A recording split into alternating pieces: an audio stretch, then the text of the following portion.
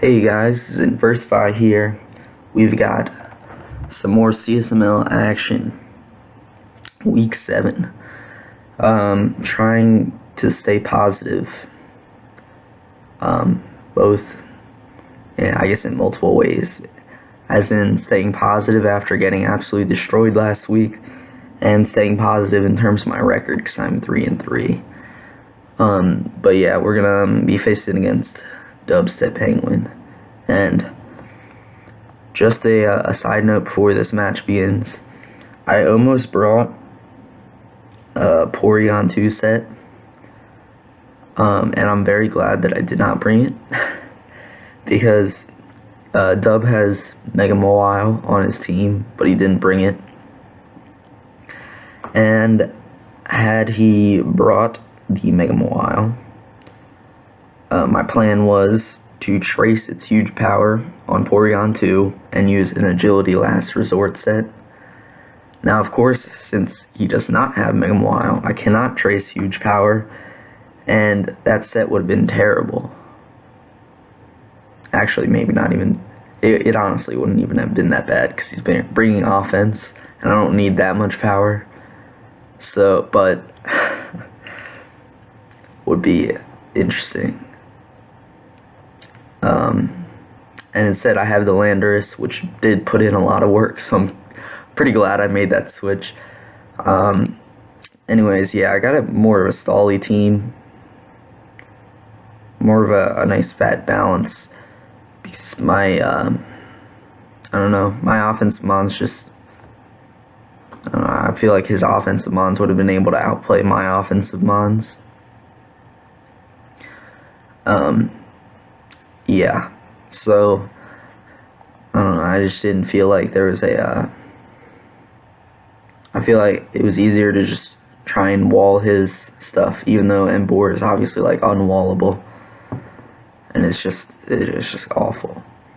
But, yeah, this banned Floatzel not gonna be able to touch my Mantine. Well, it's doing, like, just under half.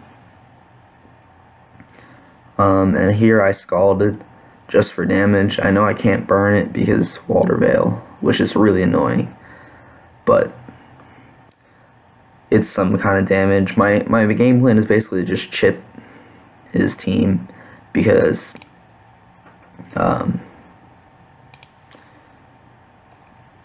basically he doesn't really have any recovery outside of, like, Gligar, so I don't know. And yeah, so I'm gonna finally, once my Mantine is at a good health again, I'm gonna go into my Heracross on the crunch. Yeah, and this thing really does put in work once this Gligar is gone. I'm gonna predict the switch and just knock off its Weaviles, because that's what it's gonna do. It's gonna make that a lot less bulky. As I was kind of fearing Immunity Gligar, because my best way to deal with it was to Toxic it, really. But, oh yeah, and this turn. So, when I had the Porygon 2 set, my plan was to give it a free switch, would be a eject button on my Hippowdon, and I forgot to switch that off when I took off the set. So leftovers would have been way more helpful, because I would have had passive recovery, and I also would have been able to slack off there and been, like, pretty high. So I go for the Hidden Power Ice. He's switching his Kommo-o, and that does, like, absolutely nothing. And I calced it, and this was like, it was like, what's it called?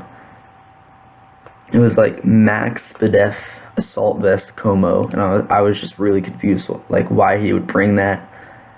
And he goes for his own, like, Hidden Power Ice. I was just, I don't know, I was just confused. So here, my Mew's only attacking move is U-turn. It's just, I think it was like Defog Roost, Heal Bell, U-turn. So U-turn was kind of an obvious play there.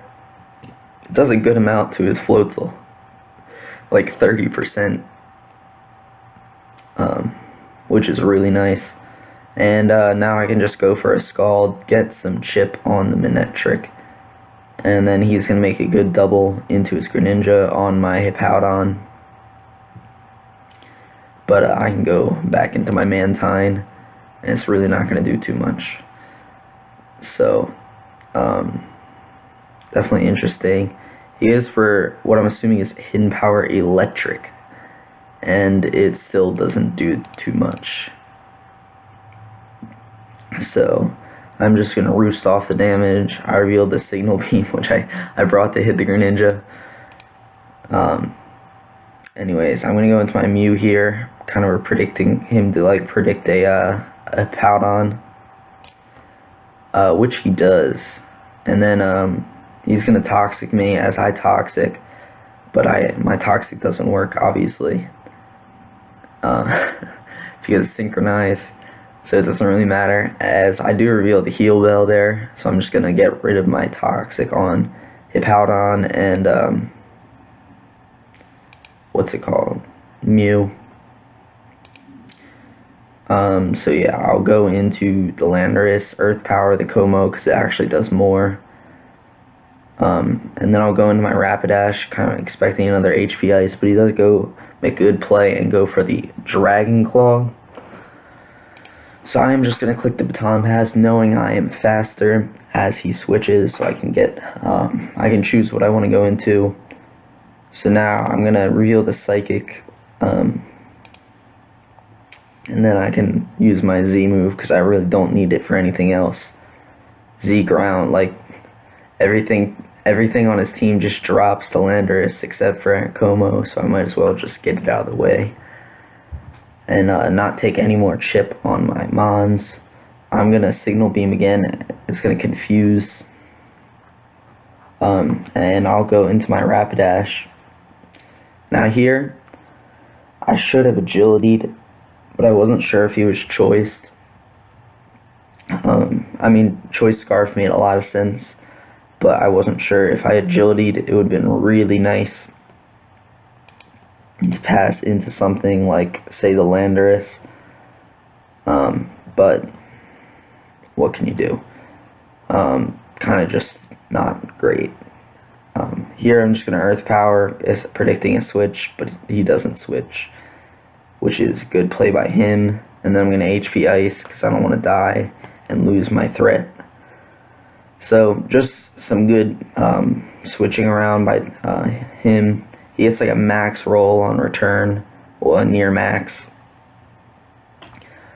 But I'm able to kind of stall these out with some roosts, another like some high rolls, because it was doing like 44, I think was like a min roll, and that's what it did like the first time.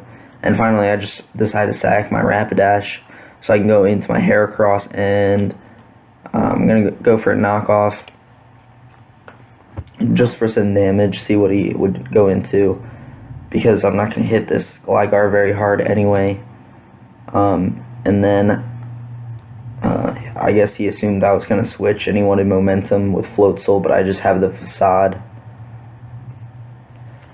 So anyways, the Emboar comes in and it's a threat.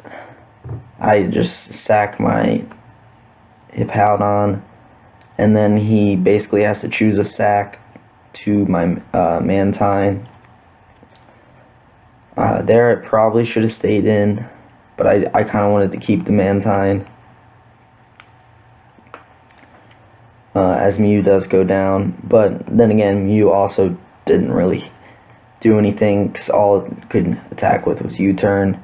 And here, I was considering roosting, but I decided against it.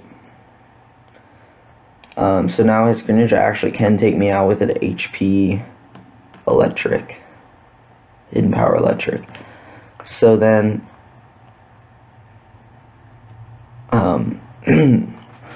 I'm going to go into my Landorus in case that happens, as he ends up just going for a Z Dark Pulse.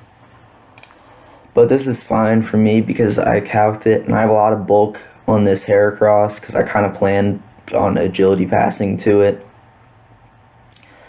But anyways, I do have a lot of bulk on my Heracross, so I know I can live any hit from this, especially because it's not like any boosting item.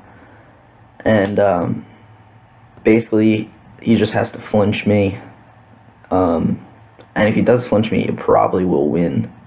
because it probably will knock out my Mantine with an Hidden Power Electric. But he switched first, which was interesting. I just ended up clicking Facade because it killed both. And then he finally goes for the Dark Pulse Flinch, but does not get it. And we will take the 2-0 victory and advance to 4-3 on the season. So, yeah, it was a pretty decent win. Definitely glad to turn myself around after taking a couple tough losses these past 2 weeks. And definitely trying to improve on the second half of the season with my new team. And I think this will probably be my last change to my team. But I traded my Heracross for Roserade because it gave me a cleric that was not named Mew, because obviously Mew doesn't want to be clericing every week. It has a lot more versatility than that. And generally, just like my Hippowdon, Mantine, Porygon 2-Core really appreciates a cleric. It helps fill in kind of a water weakness that I have.